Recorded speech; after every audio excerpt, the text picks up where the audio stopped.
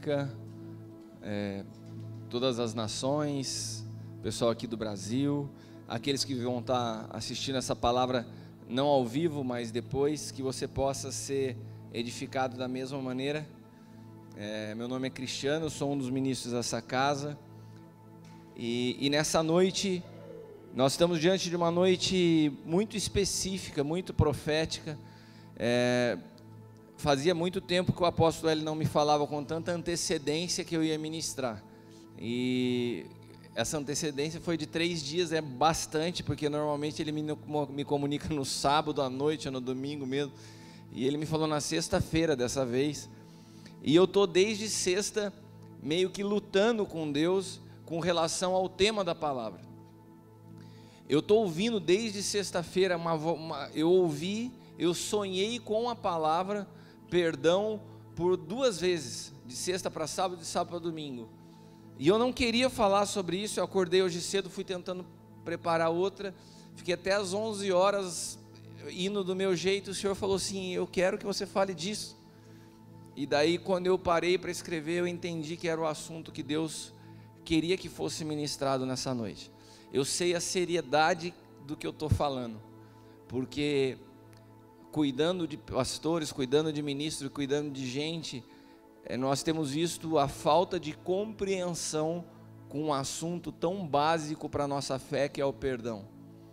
E eu creio que nessa noite é uma noite de esclarecimento, é uma noite de libertação, é uma noite de vida, mas eu preciso da tua ajuda, amém?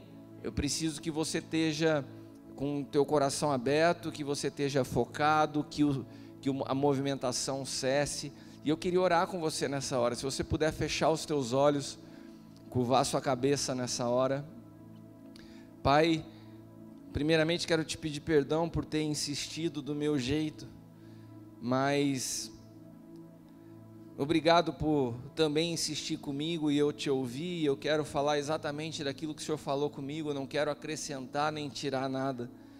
E eu sei que algumas pessoas que estão ouvindo nessa noite serão completamente livres. Eu sei que pessoas que vão assistir essa palavra pela internet posteriormente também serão libertas. Pai, eu quero, Senhor amado, ser um canal por onde a obra da cruz chegue com clareza na vida de cada pessoa que assistir essa mensagem, Pai.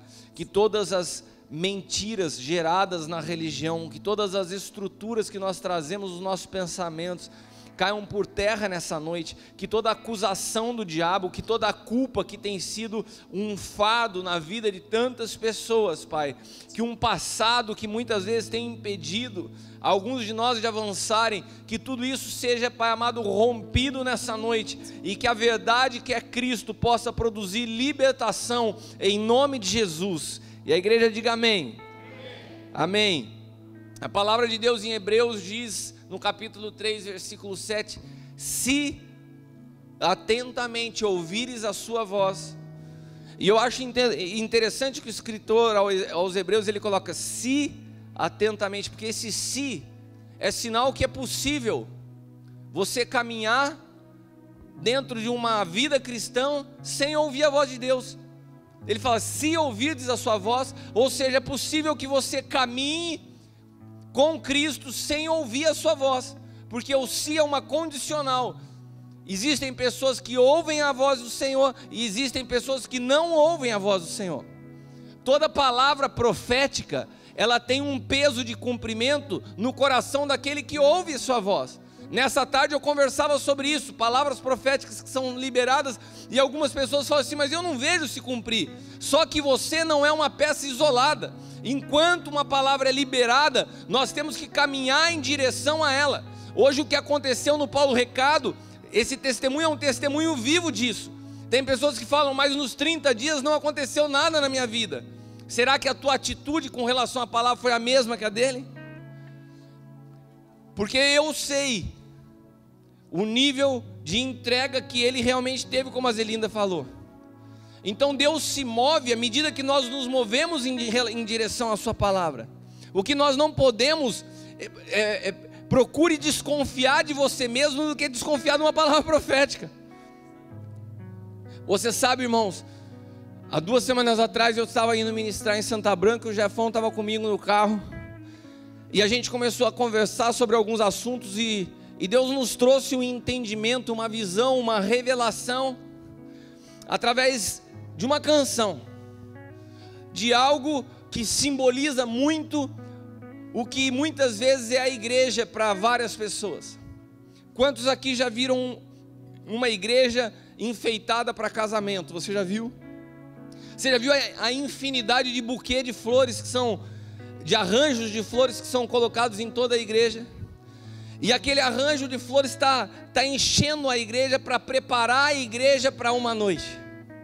E é também nas mãos daquela mulher que entra com aquele vestido branco, vem também um arranjo que é chamado de buquê. E o buquê é algo sempre muito bonito, com flores muito bonitas, bem arrumadas. E muitas vezes nós estamos assim, como esse buquê, que é preparado, decorado, para participar de uma noite, porque na verdade o buquê é composto de flores mortas. Cada flor que está naquele buquê não possui vida, já foi cortado faz tempo da sua raiz, tem uma aparência que agrada visualmente, as pessoas acham lindo, elogiam, mas não tem vida. E nós começamos a nos acostumar com esse formato de beleza exterior que não tem vida. Então nós medimos igrejas, nós medimos pessoas por aquilo que exteriormente é agradável, ainda que esteja morto. E quando nós não conseguimos discernir no espírito o que é vida e o que é morte, nós sempre vamos medir palavras proféticas, palavras liberadas num púlpito, à medida que fazem sentido para a minha vida, porque eu não consigo ter uma visão do que é o corpo de Cristo. Então, se um irmão dentro dos 30 dias recebe uma palavra profética, fala, mas foi ele, não fui eu. Não, quando eu entendo o que é corpo de Cristo, se ele recebeu, eu recebi junto com ele. Mas isso é muito difícil. Isso é muito difícil. Assim como é muito difícil para nós compreendermos o perdão fora de Cristo. Você sabe que o perdão é uma característica. O perdão é algo que você só pode compreender em Cristo. Fora de Cristo, o perdão é algo insano, é uma loucura. E o tema dessa mensagem de hoje é o perdão à luz do novo pacto. Por que a luz do novo pacto? Porque como se tratava pecado e consequência no Antigo Testamento. Eu quero começar pelo começo, e eu quero te ajudar a percorrer a Bíblia nessa noite, porque se tem uma maneira, todas as coisas são construídas por Deus através da palavra, amém? Deus criou todas as coisas através da palavra, e todas as vezes que você ouve a palavra, Deus está construindo algo em você, e nós precisamos fundamentar muito bem esse assunto, não só para nós como casa, mas para cada pessoa que eu creio que essa mensagem vai chegar nessa noite. Abra sua Bíblia em Gênesis capítulo 3, vamos ver como que o pecado entrou no mundo. Eu não sei você nessa noite, você não precisa levantar a tua mão, mas quantas pessoas estão nesse lugar nessa noite, e que continuam escravos do pecado? Quantas pessoas estão nesse lugar nessa noite, lutando com situações que não conseguem resolver por anos? Quantas pessoas estão aqui nessa noite, lutando com situações como a inveja, como a mentira, como a fofoca, como o egoísmo, como a soberba, como a pornografia? E por que será que essa luta parece que para algumas pessoas é interminável? Se nós entendemos como o pecado entrou e quais foram os elementos ao longo da história, até que se chegasse em Cristo para se tratar o pecado, eu creio que nós podemos sair nessa noite desse lugar livres. A palavra de Deus diz: conhecereis a verdade e a verdade vos libertará. Olha para quem está do teu lado e fala assim: essa é uma noite da verdade te libertar. Quantos querem ser livres? Amém. Gênesis 3, versículos do 6 ao 7. viu a mulher que aquela árvore era boa para se comer. Primeiro princípio do buquê: é agradável aos olhos, é bonito. Não importa que vai causar morte, não importa que esteja morto, é bonito. Quantas pessoas escolhem relacionamentos pelo visual? Ah, estou interessado naquela menina, por quê? Porque ela é bonita. Estou interessado naquele cara, por quê? Porque ele é bonito. O critério mais, eu não quero usar uma palavra grosseira para falar, mas o critério mais carnal e almático possível é olhar por fora. Mas essa mulher olhou a árvore por fora, boa para se comer, agradável aos olhos, desejável para dar entendimento. Tomou do seu fruto, comeu, e deu também a seu marido, que comeu com ela. Então foram abertos os olhos de ambos, e nesse momento conheceram que estavam nus. Coseram folhas de figueira e fizeram para si aventais. A folha de figueira, a figueira sempre aponta para Israel. Todas as vezes que a Bíblia nos fala da figueira, ela está apontando algo relacionado a Israel. E nesse caso, o colher a folha de figueira para se cobrir, tem um símbolo que marca a história de toda pessoa que vive na natureza adâmica até os dias de hoje. Porque nesse momento, Adão então ele recebe uma natureza caída que é contaminada, ou que é transmitida para toda a humanidade. Então a sua característica segue sendo a mesma de cada um de nós que ainda não fomos libertos de Adão. E qual é? Nos encobrir atrás de uma religião.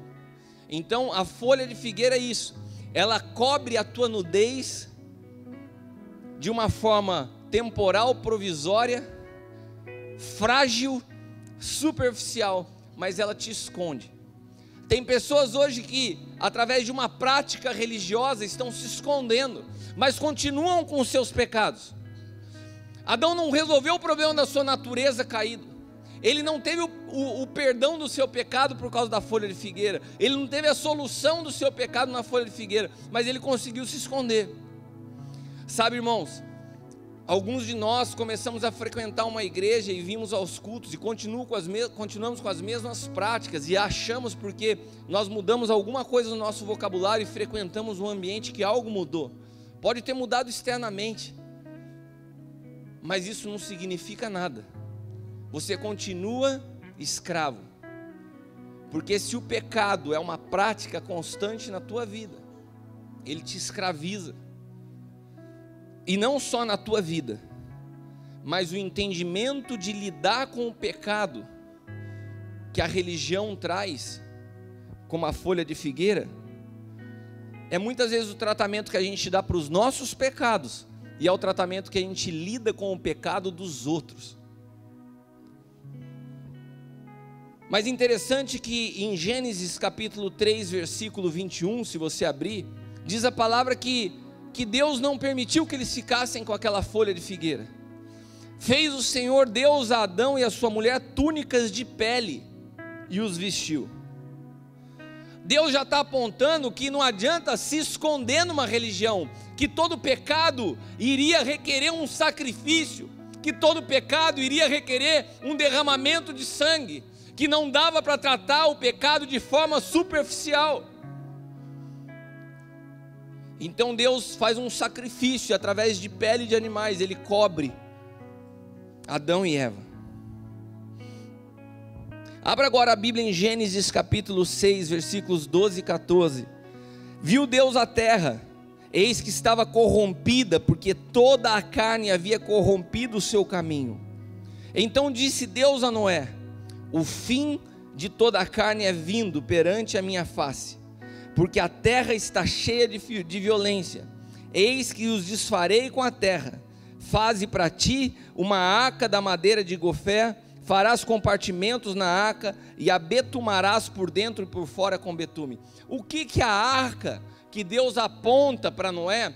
Porque aqui você vê todo um contexto, e eu tô contextualizando de fato vocês, para que a gente possa entender a situação do pecado, a gravidade do pecado. Tem pessoas que já lidaram com situações terríveis, de traição, de adultério, de mentira, de assassinato.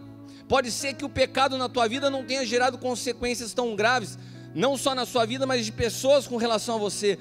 Mas eu estou tratando de um tema extremamente importante nessa noite, que nós precisamos entender, porque quando isso começa a acontecer à luz da palavra, a palavra de Deus diz que nos dias de Noé os dias eram maus, a violência e o pecado tinham tomado a face da terra. Então ele fala a Noé para construir uma arca, que aponta o quê? A igreja, como um lugar de salvação. Meu irmão, entenda algo, a igreja é um lugar de salvação para o pecador. A igreja é o lugar que aquele que está perdido, ele tem que encontrar uma resposta. A igreja é o lugar que aquele que não tem mais jeito no mundo, que o mundo fala que não dá mais, ele tem que entrar nesse lugar e encontrar um barco que leve ele em direção a uma nova vida. Mas nós, muitas vezes ainda estamos com folhas de figueira, e quando a pessoa chega arrebentado, nós fechamos a porta e fala que não, porque aqui é o lugar dos santos, porque nós não compreendemos o que é a igreja. Nós não entendemos a igreja como um lugar de salvação. Fazemos muitas vezes como os fariseus, que acham que possuem a chave do conhecimento da religião. Eles não entram e não deixam os outros entrar. Desconhecem a graça, desconhecem a misericórdia. E quando Deus olha para Noé, naquele contexto de tragédia que a terra vivia, no versículo 18 do capítulo 6 de Gênesis, ele diz: mas contigo estabelecerei a minha aliança, e entrarás na arca, tu e os teus filhos, as mulheres dos teus filhos contigo. Então Deus, em todo o período da história, ele sempre fez alianças com os homens. Ele sempre fez alianças com os homens que apontavam para uma solução definitiva que viria num futuro. A arca apontava para isso. Daí depois Deus, ele chama Abraão. Deus dá um filho na sua velhice. Sara não podia gerar. No capítulo 22, versículo 2 de Gênesis ainda, ele fala assim: toma agora o teu filho, o filho que eu te dei, o filho da tua velhice, o maior presente que eu te dei na tua vida. Pega esse teu filho, Isaque, a quem você ama, vai à terra de Moriá e oferece ali em holocausto sobre uma montanha que eu te darei. Deus estava começando a mostrar para o homem que o pecado tinha produzido algo terrível, que um dia seria necessário o derramamento de um sangue inocente, não de qualquer sangue, mas de um filho amado. Isaque é um símbolo de Cristo. Abraão, ele vai até as últimas consequências e Deus fala: quase que Deus explica para ele melhor, falou: isso aqui é só uma sombra, você não vai fazer, porque quem vai fazer isso um dia sou eu. Mas ele começou a mostrar para o homem a consequência do pecado, que o pecado traz morte. Depois em Êxodo, para libertar o povo do Egito, Êxodo 29:14 diz assim: a carne do novilho, a sua pele e o seu esterco queimará com fogo do arraial, sacrifício pelo pecado. Deus começa a mostrar que sempre que alguém pecava, um sacrifício tinha que ser feito. Para ser livre do Egito, precisava passar o sangue nos umbrais das portas. E Deus vai sempre trazendo o entendimento do sacrifício. E eu quero que você se detenha aqui comigo um pouquinho. Deus nos aponta todo o Antigo Testamento que o pecado tem um preço a ser pago. Até aqui vocês entenderam? E isso ficou impregnado na mentalidade dos judeus, a ponto de os cegarem. Foi a mesma lei que foi dada como sombra. Essa mesma lei os impediu de ver a realidade. Eles tinham a sombra, mas quando eles estiveram diante da realidade, eles não conseguiram enxergar. A mente deles estava cauterizada por um sistema de tratamento do pecado. O que eu quero te dizer é o seguinte: quando Deus estabeleceu se relacionar com o homem no antigo pacto, Ele tinha uma maneira. Depois da manifestação de Cristo, essa maneira mudou. A palavra de Deus diz que o novo pacto tornou velho e antiquado todos os outros. Se a sua mentalidade não se ajusta à realidade do novo pacto, você continua tratando o pecado da mesma maneira que as pessoas do Antigo Testamento. Você continua tratando o pecado e as pessoas como se fazia no Antigo Testamento. E você mistura as duas coisas porque você não entende a realidade do pacto que você está vivendo hoje. Eles aprenderam a pagar na mesma moeda. Isso é algo comum numa natureza adâmica. E isso é comum no mundo sem Cristo. Bateu, levou. Por que você fez isso, cara? Porque Ele fez para mim primeiro.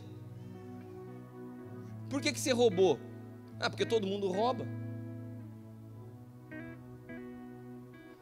Olha o que está escrito em Deuteronômio 19. Deuteronômio 19, 20 e 21.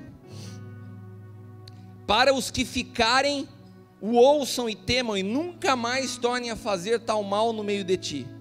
O teu olho não perdoará, vida por vida, olho por olho, dente por dente, mão por mão, pé por pé.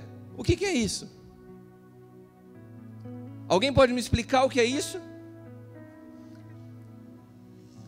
Isso aqui é a maneira que a lei tratava o pecado. Feriram o teu olho, você fere o teu olho. Arrancaram tua mão, você arranca a tua mão. Tiraram a sua vida, você tem direito a tirar a vida. Vida por vida, olho por olho, dente por dente. Bateu, levou. Aqui se faz, aqui se paga. São os ditados que estão no mundo e que vão impregnando a nossa mentalidade, vão tomando parte da nossa vida. O Paulo até falou uma coisa aqui nessa noite. Ele falou assim: pô, quando o cardiologista falou que eu não ia entrar, eu me segurei para não dar nele. Essa é a natureza adâmica querendo ressuscitar no Paulo. O cara fez, eu vou responder à altura. Isso é a nossa natureza adâmica. Ele merece isso. Tem gente que você vê as coisas acontecendo e você olha como cristão, fala assim: não, mas ele mereceu isso. Por quê? Porque essa cultura do antigo pacto ficou impregnada em nós. O merecimento tanto do favor de Deus como o merecimento do juízo de Deus. Por que você está vivendo isso? Ah, não, eu mereço isso. Você não sabe a vida que eu tive.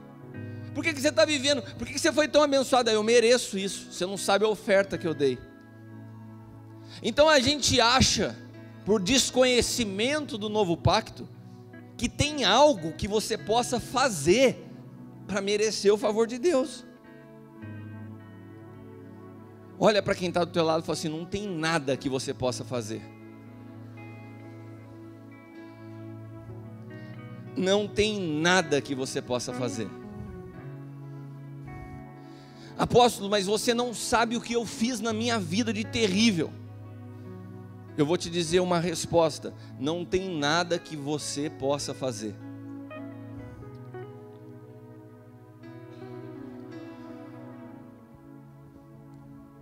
O desconhecimento do novo pacto, da realidade de Cristo em nós, continua fazendo com que essa prática de Deuteronômio seja utilizada ainda hoje, de forma velada, no nosso meio. E quando uma pessoa peca, quando uma pessoa comete algo grave dentro da igreja, quando é um ministro, quando é uma pessoa da liderança, pior ainda, a primeira frase dos doutores da lei dos dias atuais é: olha, essa é a frase que se trata pecado nos dias de hoje.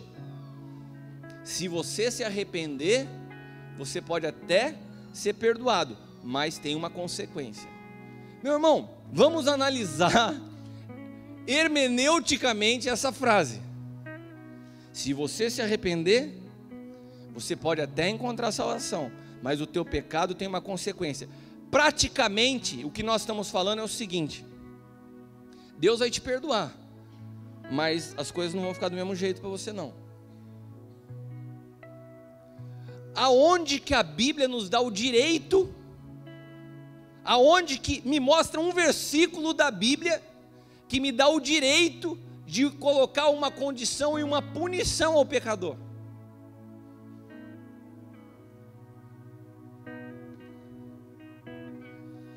Esse mesmo versículo, olho por olho, dente por dente, lido no Antigo Testamento, ele passou por uma releitura com Jesus. Abra sua Bíblia em Mateus capítulo 5, 38 ao 48. E não me julgue antes de terminar a palavra, porque você está falando assim, então o pecador, quando ele se arrepende, não tem consequência? Calma, eu não terminei. Tem gente que já está tentando me julgar antes de eu acabar. Eu não estou falando que não tenha, eu só estou falando algo até agora. Eu não sou o que gera a consequência, eu não tenho direito de impor a consequência. Eu não falei que não tem, porque eu já estou conseguindo ler a mente de vocês. Já tem gente me olhando, porque sabe o que acontece? Olha para quem está do teu lado e fala assim: você é apaixonado pela religião, você ama a religião. Olha para quem está do lado, você ama a religião. Você fica mais feliz em ver os outros indo para o inferno do que entrando no céu. A gente vibra quando a gente fala assim: ah, caiu, né? Quando a gente vê um pecador que se arrepende e fala: mas não é possível, está na igreja agora. Você vê um cara que fazia tudo torto e de repente está levantando a mão e fala: não é possível, esse cara está... A gente desconfia. Agora quando você vê o cara caindo, fala: sabia. Essa natureza nossa parece que tem prazer em ver as pessoas caindo do que se levantando.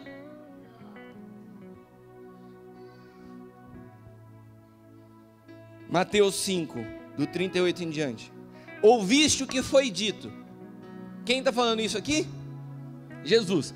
Ele está falando do quê? Do que a gente acabou de ler. Ouviste o que foi dito: olho por olho, dente por dente. Eu, porém, vos digo: não resistais ao mal. Você está entendendo? Olha aqui para mim. Não resista ao mal. Apóstolo, estão me perseguindo. Não resista, se entrega. Como assim? Ué, Jesus está falando: não resista ao mal. Mas estão querendo me bater. Olha o que Jesus continua aqui: se te baterem na face direita, oferece-lhe a outra. Ao que quiser pleitear contigo e tirar de você a túnica, larga também a capa. Se alguém te obrigar a caminhar 1 milha, vai com ele 2. Dá a quem te pedir, não te desvie daquele que quiser que lhe empreste.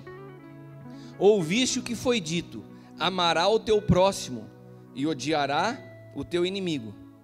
Isso aqui é a lei. Agora Jesus está relendo a lei. Eu, porém, vos digo: amai os vossos inimigos, bendizei os que vos maldizem, fazei bem aos que vos odeiam, orai pelo que vos maltratam e vos perseguem, para que sejam filhos do vosso Pai que está no céu. Porque Ele faz que o seu sol se levante sobre os maus e bons, que a chuva desça sobre justos e injustos. Porque se vocês amam os que vos amam, que galardão tereis? Não fazem os publicanos também o mesmo? Se saudardes unicamente os vossos irmãos, o que fazem demais? Não fazem também assim os publicanos? Sede vós perfeitos. Grifa na sua Bíblia: ser perfeito. Sede vós perfeitos, como é perfeito o vosso Pai que está no céu. Olha para quem está do teu lado e fala assim: uau! Viu? Se falei que nos 30 dias você ia falar uau, a palavra está se cumprindo. Uau! Olha de novo para quem está do lado e fala assim: uau! Isso aqui é um novo pacto, meu irmão. Mudou completamente a maneira de se tratar o ofensor. Enquanto no antigo pacto havia uma regra para assegurar o nosso direito, no novo pacto nós abrimos mão do nosso direito. Presta atenção: no antigo pacto você tem uma regra que assegura o seu direito. No novo pacto você abre mão do seu direito, você abre mão da sua vida, você abre mão da sua defesa, você abre mão da justiça própria. Uau! Que tremendo. E sabe o que ele fala no final? Sede vós perfeitos. Qual que é a frase mais comum no meio dos crentes? Ah, irmão, eu não sou perfeito, né? Mas calma aí, cara. A Bíblia está falando sede perfeitos. Sabe qual que é essa palavra perfeito no original? Teleios. Essa palavra teleios de perfeito, ela significa algo interessante. É como se Jesus estivesse falando assim: sede plenos em mim, sedes totais em mim, tenham a minha estatura. É disso que ele está falando. Qual é a perfeição que ele busca? Que você fique lutando com as suas mazelas, que você fique lutando contra o pecado. Isso é uma guerra que você não vai ganhar nunca. O que Jesus está falando assim: seja perfeito, seja pleno, sejam íntegros, sejam a minha estatura, percam a sua vida para que eu assuma o controle, daí vocês vão ser perfeitos, teleios. A perfeição descrita nessa palavra teleios é uma perfeição em Cristo, não está nas nossas boas obras. Repita comigo: uau! E por que no novo pacto nós abrimos mão do nosso direito? Mas não é injusto? Senhor, mas não é injusto? Se na lei eu tinha direito, agora que o Senhor veio, eu perco os direitos? Não é que é injusto, é para ser coerente, meu irmão. Se você perdeu sua vida, por que você quer direito? Você não tem mais vida para defender? Para que você vai lutar por direito, se você perdeu sua vida? E aí, é o que eu sempre falo, um entendimento equivocado do que é aceitar Jesus. Tem gente que fala assim: ah, eu dei a minha vida a Jesus. Que vida que você deu para Jesus, cara? Como disse a Zelina, o que você tem de vida para dar para Jesus? Você não deu vida para Ele, você recebeu a vida dEle em você. Porque o que você tinha não é vida, o que você tinha não é considerado por Ele vida. Então não é que você deu sua vida, Ele deu a vida dEle para viver em você. Você encontrou vida nele, antes você vivia como um zumbi. Então se você recebeu a vida dele, você não tem que reclamar por direito de algo que não é nem mais seu, é a vida dele que hoje conduz você. Quantos estão entendendo? Então, se a vida dele opera em mim, qual é a minha responsabilidade com relação às pessoas que me ofendem? Perdoar, libertar e não impor consequências. Olha, eu te perdoo, mas não tem mais. Eu te perdoo, porém, não existe porém. Você imaginou se ele nos tratasse dessa forma? Hein, Chiru? Eu te perdoo, porém... olhasse para Alexandre e falasse: cara, eu vou te perdoar, mas por tudo que você fez. Não existe isso. Gente, não existe. Será que está claro que não existe isso? Sabe por quê? Porque ele não está melhorando a sua vida. Ele não está pegando a tua vida e falando assim: vem cá, eu vou te perdoar, mas se eu me lembrar daquilo que... Não, porque acabou a tua vida. Então é por isso que o perdão dele é pleno, porque ele te deu uma nova vida. Quando Deus olha para você, ele vê a Cristo. Aquilo que você fez sumiu. E da mesma maneira, à medida que você perdoar os teus irmãos, é à medida que eu vou te perdoar. Pai, perdoa as nossas ofensas. Tá bom, meu filho, como? À medida que eu perdoo aqueles que me têm ofendido. Uma oração simplesinha, básica, que você chama de Pai Nosso. Como que você perdoa a mim, Senhor? Ah, usa a mesma medida comigo que eu uso com o outro. Será que a gente pode falar isso? Meu irmão, acorda por favor nessa noite. Tem gente que reza o Pai Nosso, sabe decorar do Pai Nosso, e não presta atenção nessa palavrinha. Você já prestou atenção que a medida de Deus te perdoar quando você fala é a mesma que você usa para perdoar o seu próximo? Você ainda quer ficar impondo condições para o perdão? Olha o que você está trazendo para a tua vida. A única lei que existe no novo pacto, porque o novo pacto, quando nós estamos em Cristo, as leis somos nós que criamos, na medida das nossas atitudes mesquinhas. Porque quando a gente perdeu a nossa vida, ou você vive tudo para Cristo, ou você começa a achar a graça algo tão forte e violento. Ah, não pode ser isso. Eu não tenho condições de perdoar uma pessoa que fez uma desgraça dessa.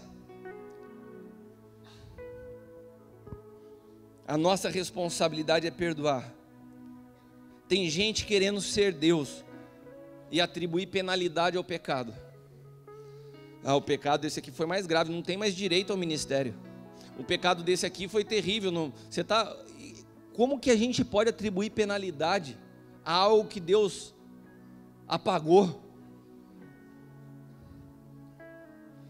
Lucas 11:52 diz assim: ai de vós, doutores da lei, tiram a chave do conhecimento, e vós mesmos não entram, e impedem os que entravam. Sabe, hoje, a igreja ainda, por falta de entendimento do que é ser igreja, quer ficar com a chavinha da porta do céu, falando assim: esse entra, esse não entra.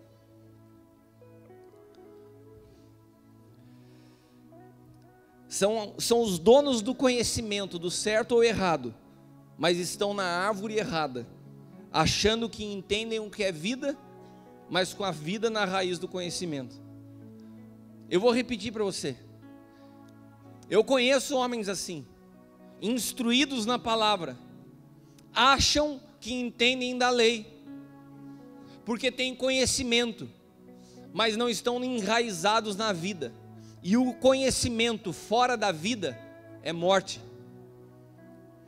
Então eles não só produzem morte, mas eles criam caminhos de morte quando fecham a porta do perdão.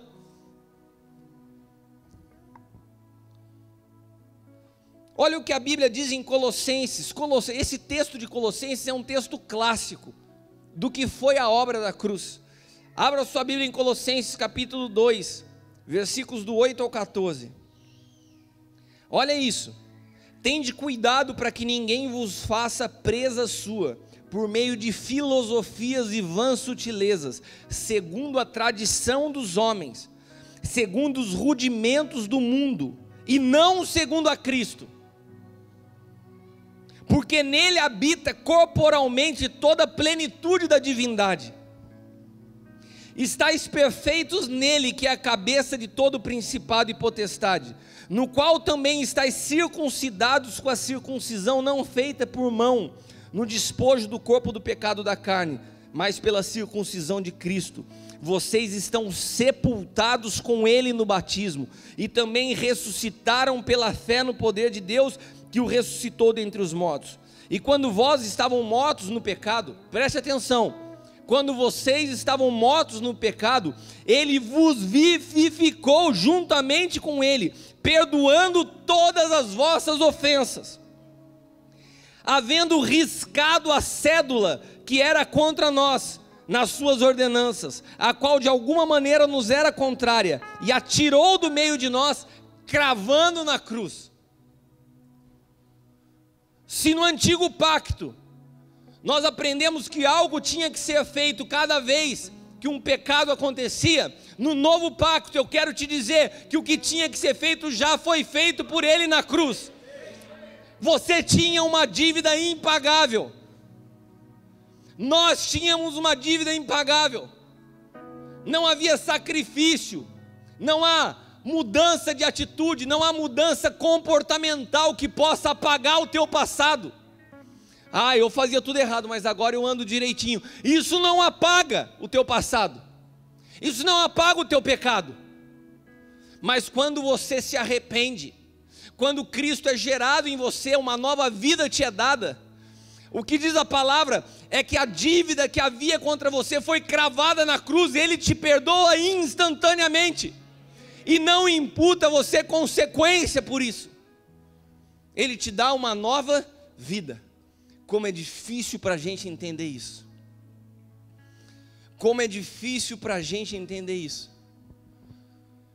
como é difícil para a igreja, como é difícil para o filho que fica na casa do pai, entender quando o pródigo volta sujo e recebe o abraço, como é difícil. Mas eu fiquei a vida inteira aqui dentro, eu não me lambuzei no mundo, o cara fez tudo que não prestava, roubou, matou, prostituiu, blá, blá, blá, e chegou aqui e agora está cantando, está ministrando a palavra. A gente não consegue entender a graça, a gente não consegue entender como que o Filho de Deus é crucificado do lado de dois bandidos, nós não conseguimos entender como um desses, na hora, quando reconhece a Ele como Salvador, é perdoado instantaneamente. O que aquele cara fez? Fala para mim o que aquele bandido na cruz fez. Ele foi batizado, ele passou por libertação, ele confessou a Jesus como Senhor e Salvador da sua vida, ele leu algum livro de 7 passos para a vitória. O que aquele bandido na cruz teve tempo de fazer? O que a religião te impõe para que você seja aceito? Eu quero te dizer que a cruz não impõe nada, só que você olhe para Ele e reconheça: Senhor, eu preciso de Ti, tem misericórdia de mim, você é o Senhor e eu quero o Teu senhorio na minha vida. Não tem mais nada a ser feito, Ele já fez tudo por você. Aleluia!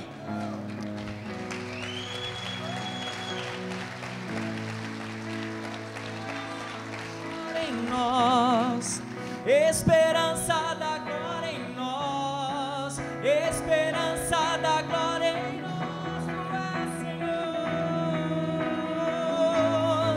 Esperança da glória em nós, esperança da glória em nós, esperança, te adoramos, esperança, esperança da glória em nós, esperança da glória em nós, esperança da glória em nós. Na Bíblia, a palavra grega traduzida para perdão quer dizer literalmente abrir mão, deixar ir embora, perdoar uma dívida. Jesus usou essa comparação quando ensinou os seus seguidores a orar. Quando ele falou: perdoa os nossos pecados, pois também nós perdoamos aquele que está em dívida conosco. Ele estava falando disso. Sabe aquela parábola do credor incompassivo, daquele cara que tinha uma dívida também impagável, e o seu senhor chegou com ele e falou assim, ele falou: Senhor, tem misericórdia de mim, eu tenho família, eu tenho filhos. Ele falou: tá bom, dá aqui a tua dívida, eu te perdoo. E ele recebeu o perdão de uma dívida violenta, mas daí ele sai na esquina e encontra um cara que não devia nem 10% do que a dívida dele foi perdoada, e ele pega o cara e enforca o cara, e fala assim: vou levar você para a prisão, porque você não me paga. Daí o senhor dele fica sabendo disso. Ué, eu te perdoei de uma dívida violentíssima, e você mandou pôr na cadeia um cara que não te devia 10% do que eu te perdoei? Sabe o que esse senhor diz para ele? O senhor diz, fala assim: levem ele também à cadeia, que ele seja lançado na mão dos atormentadores. Quando você tenta ficar medindo o tamanho do perdão, a palavra de Deus nos diz que você é entregue na mão de espíritos atormentadores. O perdão de Deus é algo tão violento e tão poderoso para apagar a tua história, que Deus não permite, Ele não nos dá o direito de negar a nós o perdão a alguém. Repita comigo: eu não tenho direito de não perdoar. Eu não tenho esse direito. E quando você faz isso, quando você não perdoa, você fica sujeito a espíritos atormentadores. A vida de uma pessoa que não perdoa é uma vida que está debaixo de enfermidades. Inúmeros são os casos de câncer comprovados cientificamente por falta de perdão. Quando você não perdoa, a tua vida fica paralisada da pessoa. A falta de perdão produz amargura. A falta de perdão produz uma angústia profunda. A falta de perdão produz um distanciamento de você e Deus. Porque à medida que você não consegue alcançar a mente de Deus e entender o perdão, você vai se distanciando. Você vai sendo influenciado por demônios cada dia mais. Você vai sendo isolado. A falta de perdão é algo terrível. Colossenses 1,14 diz: em quem temos a redenção pelo sangue, a saber, a remissão dos pecados. Em Cristo nós temos a remissão, é removido o pecado, ele não é encoberto, ele não é melhorado. Sabe, se você tem alguém que você convive, pode até ser marido e esposa, que fica trazendo todos os dias para você aquilo que você fez no passado, não receba essa palavra na sua vida. Eu e a Leila, a gente tem uma prática que quando a gente conversa sobre um assunto é uma só vez, não volta mais naquilo. Porque ou a gente coloca em prática o perdão como a palavra nos ensina, ou a gente vai acumulando problemas mal resolvidos. Você imaginou? Nós estamos há 20 anos juntos. Você imaginou se situações de 20 anos atrás, que eu pedi perdão a ela fala que perdoou, mas ela não se esquece? Em 20 anos, o quanto que você acumula numa mochila? Dá um container, não dá uma mochila, de coisas que você fez, que você pediu perdão. Ah, mas eu me lembro daquele dia, eu te perdoei, mas não existe isso. Tem casais que não estão conseguindo conduzir seus casamentos, porque não entendem a grandeza e a plenitude do que é o perdão. Agora, o perdão, ele nasce do arrependimento. Porque tem pessoas que elas não se arrependem, elas pedem perdão como se fosse uma melhora da consciência, para ficar com a consciência tranquila. Antes de eu me converter, eu não vou mencionar nome de religião, mas antes de eu me converter, eu já amava a Deus. Eu não considero o dia da minha conversão o dia que eu entrei numa igreja evangélica. Eu já conhecia Deus, só que eu tinha limitações no meu conhecimento. A minha maneira de compreender Ele era diferente. E tinham alguns pecados de estimação que eu carregava. Eu gostava de alguns pecados, eu gostava de algumas práticas. E todas as vezes que eu fazia, eu sabia que eu estava errado. E o que eu fazia? Eu cometia pecado e pedia perdão. Eu cometia pecado e pedia perdão. Mas aquele perdão que eu pedia era mais para apaziguar minha consciência, porque eu não tinha arrependimento. Eu não tinha um entendimento de como o meu pecado ofendia, entristecia o meu Senhor. Eu não tinha a mente de Cristo, eu continuava com a minha mente tentando dominar minha carne. E não dá. Mas Colossenses diz que quando você tem uma experiência com Cristo, todo o seu passado, por maior que tenha sido o seu erro, ele é arrancado, ele é redimido e remido através da morte de Cristo. É como se você morresse e Deus te desse a oportunidade de começar uma nova vida.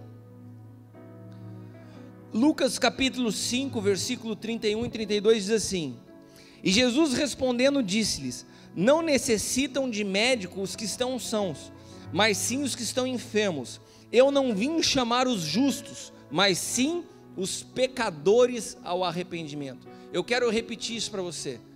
Jesus disse: Eu não vim chamar os justos, mas os pecadores ao arrependimento.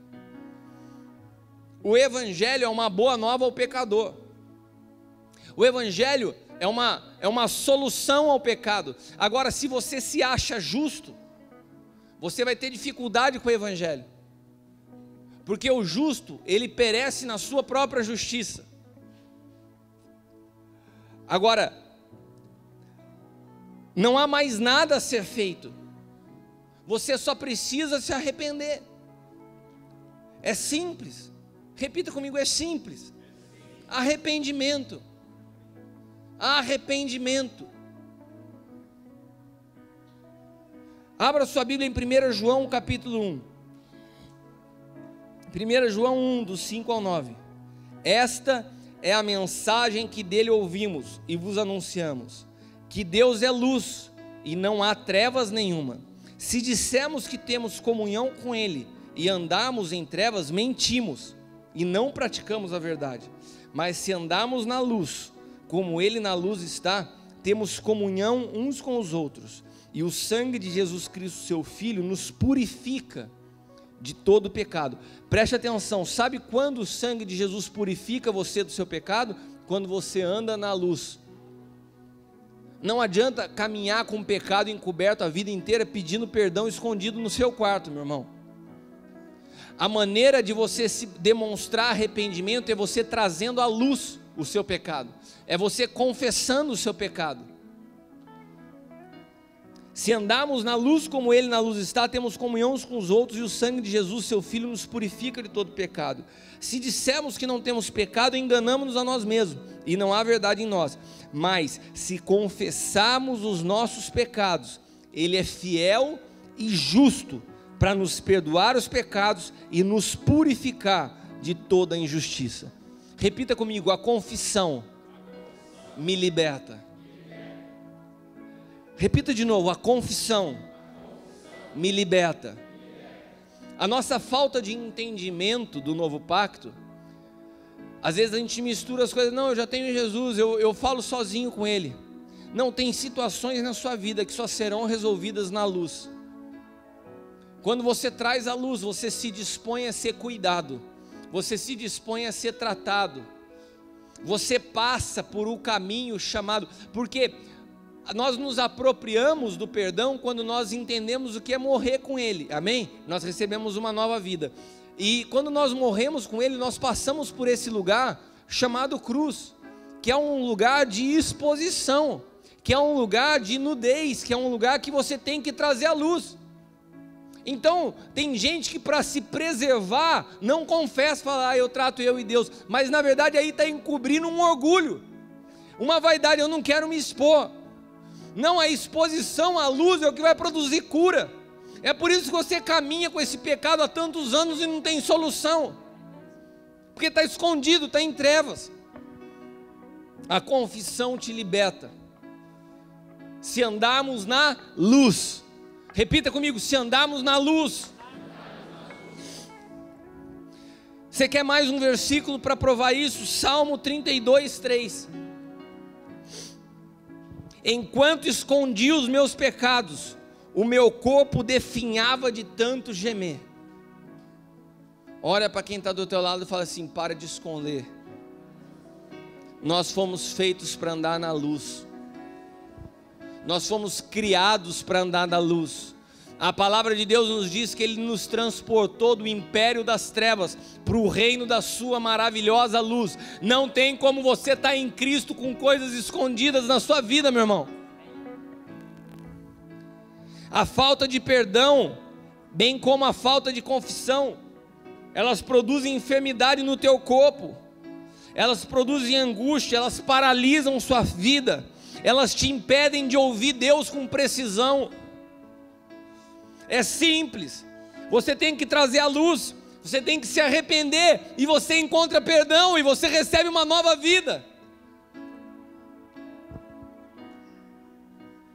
E a maneira de nós procedermos com o nosso próximo é do mesmo jeito que Deus está fazendo conosco. Lucas 17, do 3 ao 4.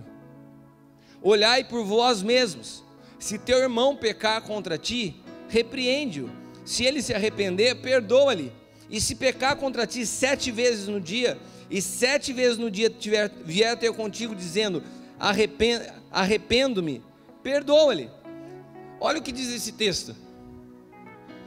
Um irmão peca contra ti, e fala assim, cara, eu estou arrependido, me perdoa. Daí você fala assim, tá bom, tá perdoado. Daí ele vem a segunda vez e faz a mesma coisa. Daí você fala assim, daí ele fala assim, eu me arrependo. Você fala assim, tá perdoado. Daí ele vem a terceira vez e fala assim, cara, você não se arrependeu, meu. É a terceira vez.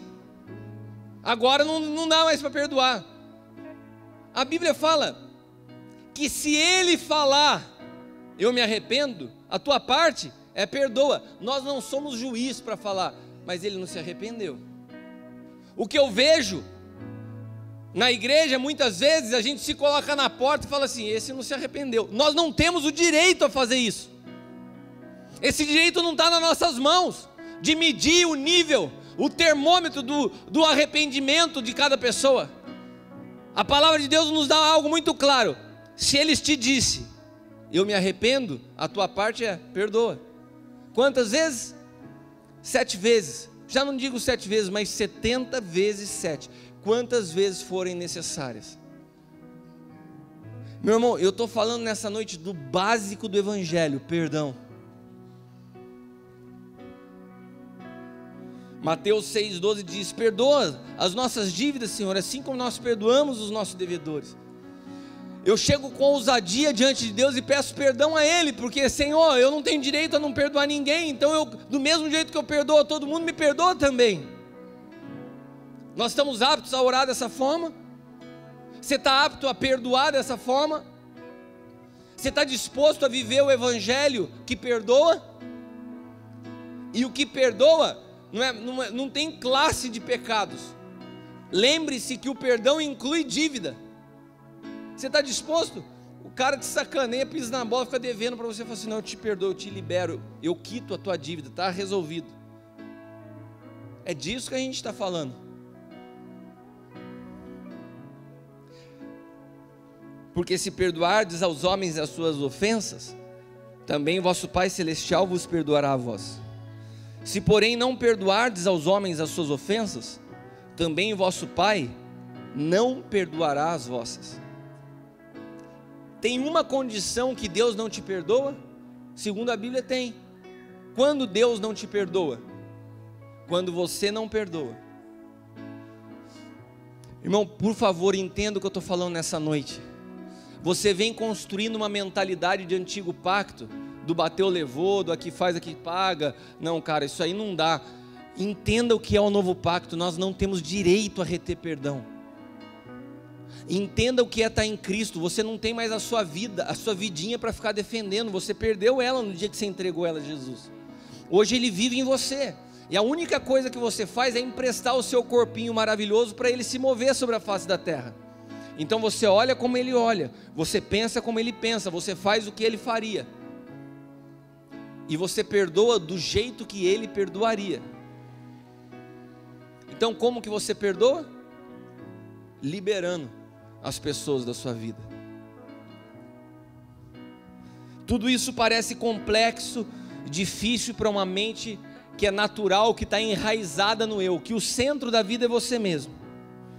Mas quando nós estamos em Cristo, a nossa visão é transformada. A nossa compreensão não nasce de um pensamento que faz sentido. A verdade passa a habitar em nós. Você começa a olhar as pessoas através da ótica de Cristo.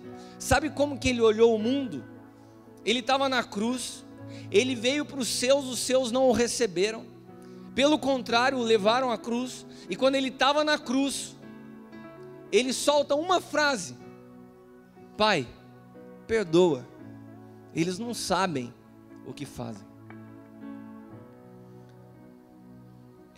Essa mentalidade, quando nós estamos sendo crucificados, quando nós estamos passando por um processo de morte, Deus vai usar pessoas para te levar à cruz. Quando nós estamos passando pelo processo de morte, Deus vai usar pessoas para cuspirem na nossa cara.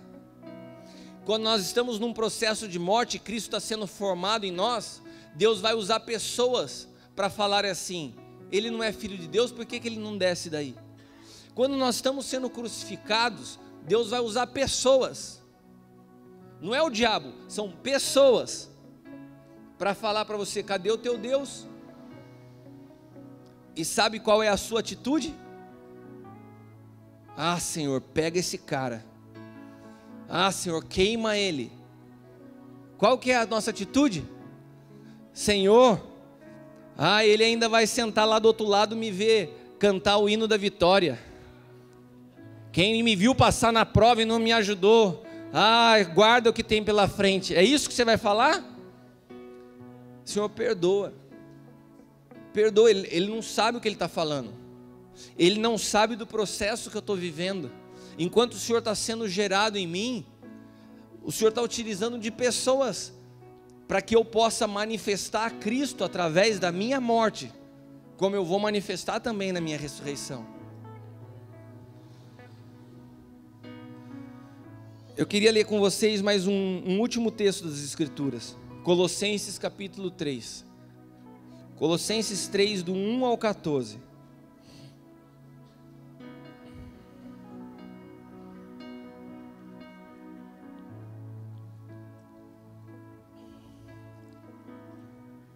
Esse texto de Colossenses é quase que uma canção do novo pacto.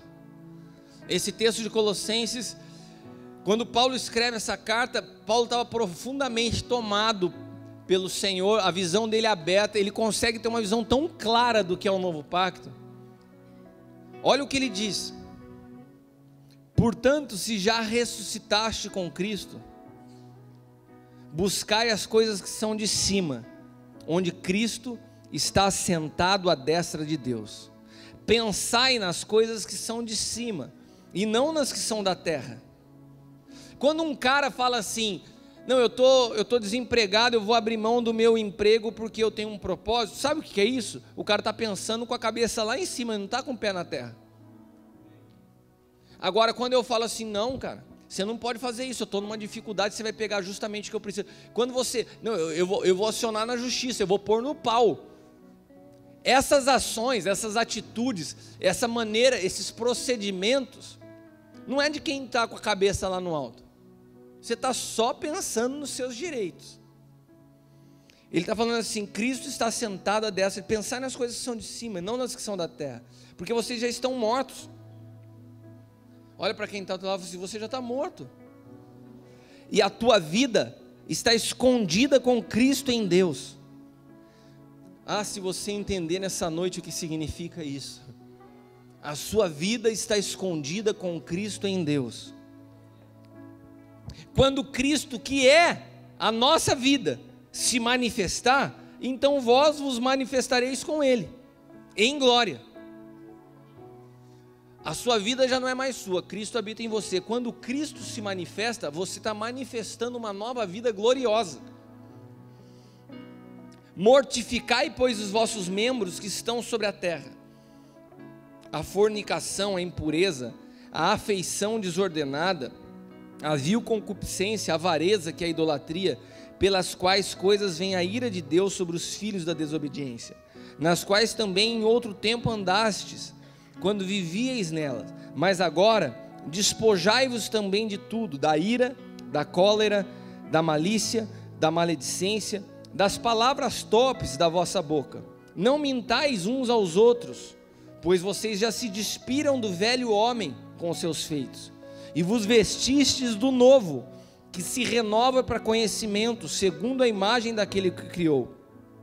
Olha isso: onde não há grego nem judeu, circuncisão nem incircuncisão, bárbaro, cita, servo ou livre, mas Cristo é tudo em todos. Revesti-vos, pois, como eleitos de Deus, santos e amados, de estranhas misericórdias, de benignidade, de humildade, de mansidão, de longanimidade, suportando-vos uns aos outros, perdoando-vos uns aos outros.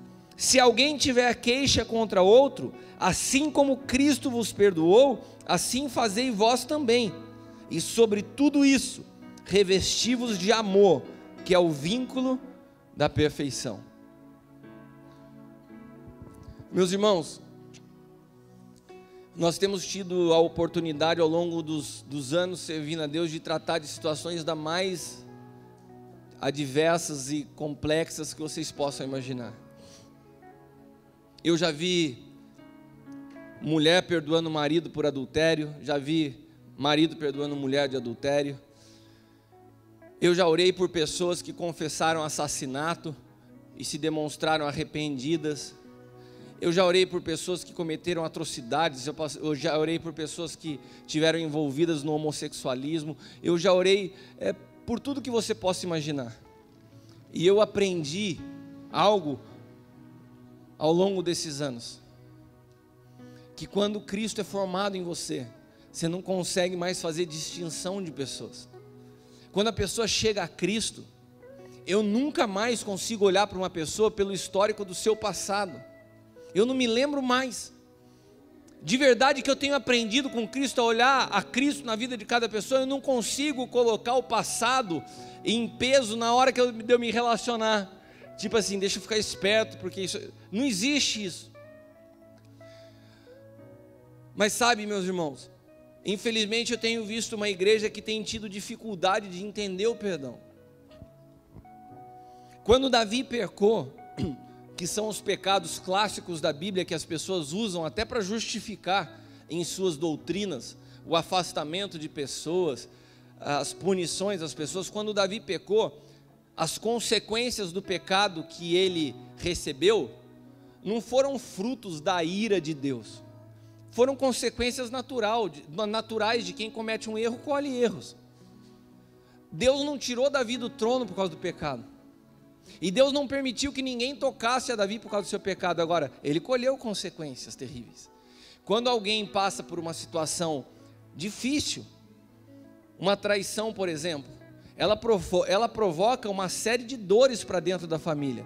Agora, com Deus, a situação está resolvida, e as consequências não somos nós, os homens, que podemos impor. Elas não acontecem naturalmente, porque se você semeia ingratidão, você colhe ingratidão. Se você semeia ira, você colhe contenda. Se você semeia traição, você pode colher insegurança do teu cônjuge para o resto da vida. Agora, isso não quer dizer que é a mão de Deus pesando sobre o pecador, porque Deus apagou essa história. E se Deus apagou essa história, não sou eu que posso colocar punições às pessoas que passaram por situações difíceis na sua vida. Quantos estão entendendo o que eu estou falando? O que eu estou querendo te dizer é o seguinte: as consequências naturalmente elas vêm. Se Deus tem um caminho perfeito, é sinal que o pecado ele produz um caminho de morte, de dor, de destruição. As pessoas à sua volta sofrem com o teu pecado. As consequências vêm, não como fruto da maldição de Deus, mas fruto da tua escolha de ter pecado. Deus te ama, meu irmão. Deus ama a tua vida, assim como Ele ama a minha. E Ele não me fica lembrando do meu passado. E você sabe que Ele é tão tremendo, que à medida que os dias vão se passando, essas consequências também vão diminuindo. Porque Deus não fica jogando para o resto da tua vida aquilo que você fez de errado. Mas às vezes nós fazemos questão de fazer o papel do diabo na vida das pessoas. Porque o diabo é o acusador. É ele que traz à memória todos os dias o peso do teu passado. Eu sei que tem pessoas que carregam nos seus ombros o peso de um passado. Uma história de dor, uma história onde muita coisa errada aconteceu e ainda não se sentem perdoadas. Eu quero te dizer algo nessa noite: não tem nada contra a tua vida. A cédula que era contrária, os teus erros foram cravados na cruz. Ninguém, nem o diabo podem te acusar de nada do teu passado. Você foi livre em Cristo, e você está completamente apto a caminhar como filho de Deus, transporte de Cristo sobre a face da terra.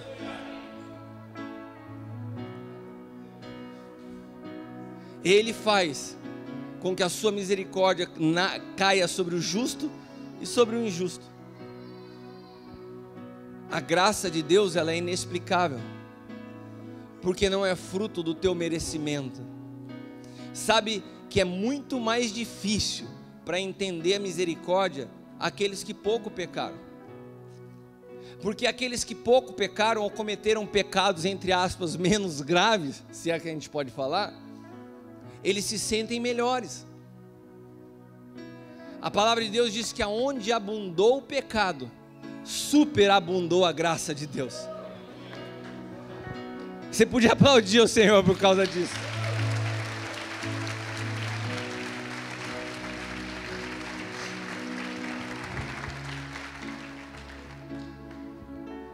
Nessa noite o Senhor quer te livrar do peso do passado, da acusação e do fardo que a religião trouxe sobre a tua vida. E mais do que isso, Deus quer te livrar do pecado, porque o pecado ele produz consequências, não de Deus, não as pessoas, elas não podem fazer, ninguém pode fazer, acrescentar nada à tua vida, mas o pecado traz consequências que são terríveis, e Deus quer te livrar disso, porque eu sei que tem pessoas que estão sinceramente lutando, mas estão lutando na força do teu braço, e na força do teu braço você não vai conseguir. Você tem que ter disposição nessa noite de mergulhar profundamente em Cristo, em abrir completamente mão da tua vida, sabe, fazer aquela oração: Senhor, eu me rendo a Ti, eu me entrego completamente ao Senhor, não seja feita mais a minha vontade, mas a Tua vontade em mim. Eu abro mão dos meus direitos, inclusive você também, que pessoas que te machucaram, que te ofenderam, pessoas que te causaram dano. Essa é a noite de você liberar essas pessoas da sua vida, meu irmão. Enquanto você não libera o perdão, isso está paralisando a tua vida. Nós temos muito a fazer como igreja, nós temos muito a avançar, nós temos muito a produzir sobre a face da terra. Esse entendimento de perdão básico, a igreja perdeu de vista. A arca da salvação se transformou na porta fechada que vê os outros morrerem. Se coloque de pé.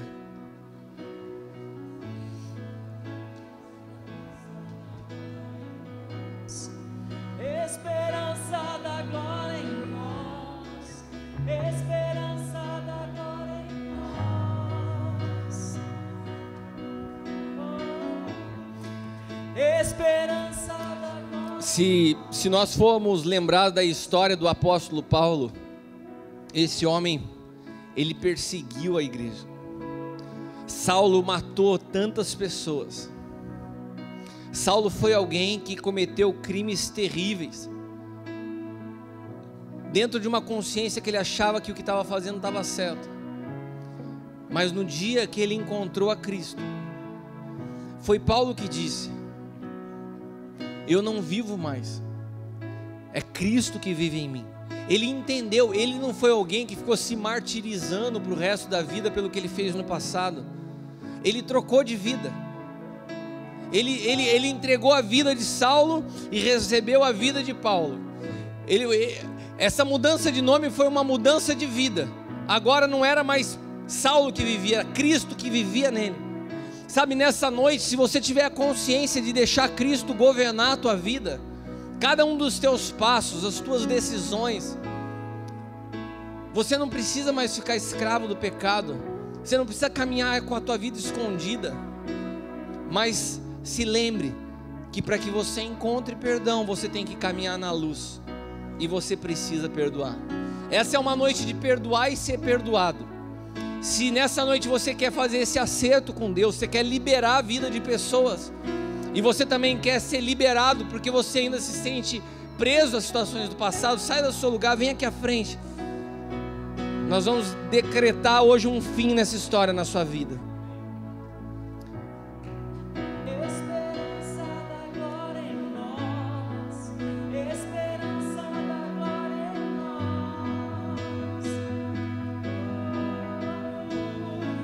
Esperança da glória em nós, esperança da glória em nós, esperança da glória em nós, esperança da glória em nós, esperança da glória em nós, esperança. Há alguém que veio pela primeira vez essa noite aqui?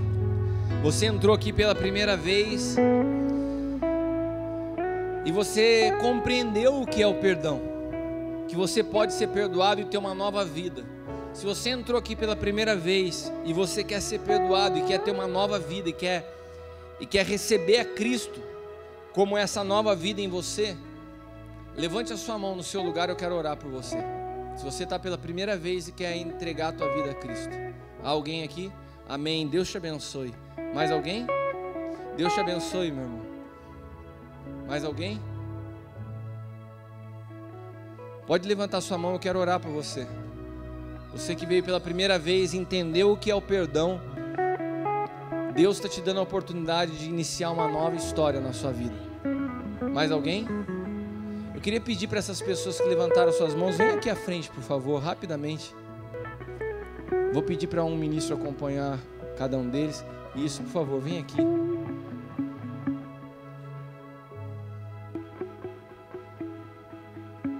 Tinha mais uma pessoa lá atrás. Isso, aqui. Você ora com ele, André? E uma pastora aqui. E cada um de vocês feche seus olhos agora. Se as pessoas que vocês precisam liberar perdão, você tem condições de ir até ela, você faça. Se não, nessa noite eu queria que primeiramente nós vamos orar liberando pessoas da nossa vida, pessoas que nos marcaram, pessoas que nos ofenderam. Então feche os teus olhos e comece agora a orar e fala assim, e coloque o nome dessa pessoa. Não é uma oração genérica. Lembra-se da oração de Jesus na cruz, quando ele disse: Senhor, perdoa, eles não sabem o que fazem. Provavelmente essa pessoa não tinha consciência do dano e da dor que ela traria à tua vida, mas nessa noite você pode liberar a vida dessa pessoa, e liberando a vida dela, você está liberando a sua também. Então faça comigo essa oração. Senhor Jesus, nessa noite eu entendi a profundidade do teu perdão na minha vida. Eu entendo hoje que o Senhor me liberou de todo o meu passado, de toda a minha história, e eu não tenho direito de reter o perdão a ninguém.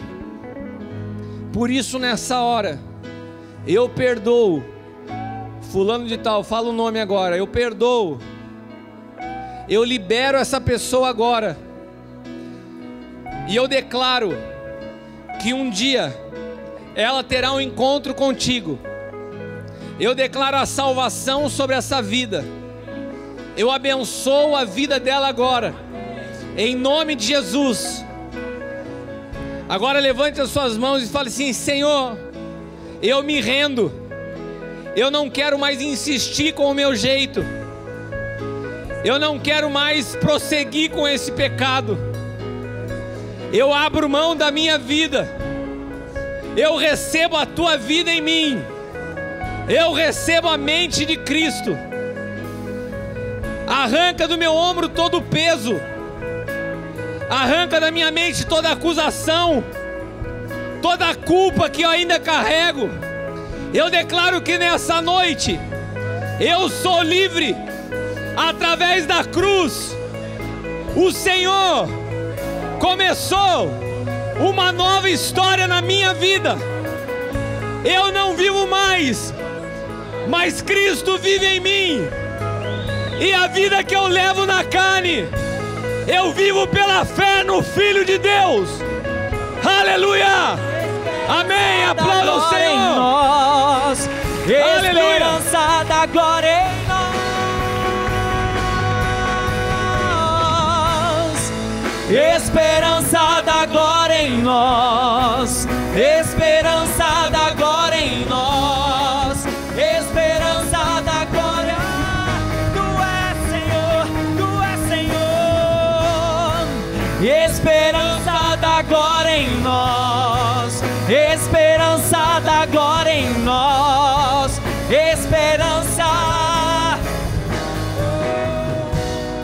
Eu quero orar por você que está aí em casa, e assim eu termino nessa noite. Você que está me assistindo através da TV Rica, não importa o que você tenha passado na sua vida, a gravidade do teu erro, mas nessa noite, se você entende o que é estar em Cristo, as coisas velhas se passaram e tudo se faz novo.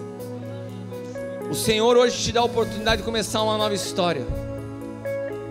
E entenda que a cruz é um lugar por que todos nós vamos passar, independente do nível de pecado que nós venhamos a ter cometido. Que a exposição é necessária, que trazer a luz é necessário, mas Deus tem um tempo de cura. Deus quer transformar a tua história, Deus quer mudar a tua história. Fecha os teus olhos aí na sua casa, eu quero orar por você. Pai, em nome de Jesus, eu oro agora por essa pessoa que está distante, mas está recebendo essa palavra no Espírito. Toda acusação, todo espírito, Pai amado, de medo, toda culpa, seja arrancada agora em nome de Jesus. Nós nos apropriamos juntos como igreja da obra da cruz e declaramos: seja livre agora, em nome de Jesus. E que a identidade de Cristo seja formada em você, para que todas as inseguranças da sua vida caiam por terra hoje, em nome de Jesus. Amém, amém. Deus te abençoe. Deus te abençoe em nome de Jesus. Aplauda o Senhor. Aleluia.